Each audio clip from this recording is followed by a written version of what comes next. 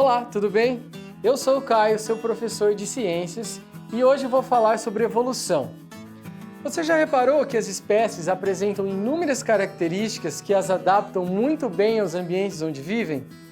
O tamanduá, por exemplo, tem uma língua longa e viscosa, que possibilita a ele alcançar formigueiros subterrâneos, mesmo em galerias profundas. A baleia tem um amplo pulmão com capacidade para grandes volumes de ar. Isso possibilita a ela reter quantidade de oxigênio suficiente para mergulhar em grandes profundidades e ficar lá por muito tempo. Ao longo da história, sobretudo a partir do século XVIII, vários cientistas chamados evolucionistas tentaram explicar o processo adaptativo. Um deles foi o cientista e filósofo francês Jean-Baptiste de Lamarck. Sua ideia apoiava-se em duas premissas, que apresentaram grande repercussão e aceitação por cerca de um século e meio.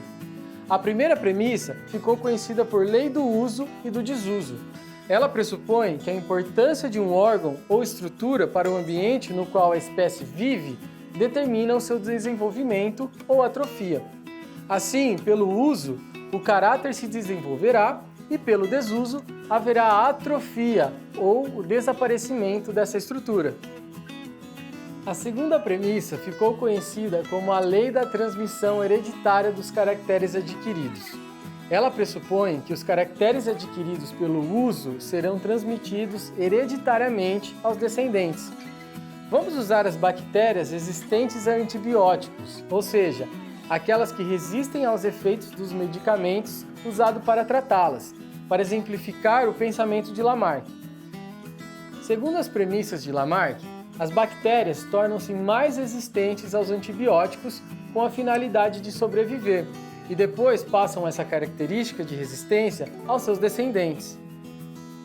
Atualmente, as leis de Lamarck não são mais aceitas, pois sabe-se que, apesar de algumas características serem influenciadas pelo meio, outras recebem pouca ou nenhuma influência.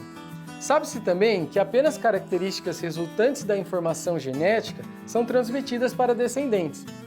O naturalista, geólogo e botânico inglês Charles Darwin revolucionou o pensamento biológico, em 1859, ao mostrar que as características dos indivíduos não se desenvolvem em razão de uma necessidade prévia ou finalismo, e sim por meio de mecanismo adaptativo chamado de seleção natural.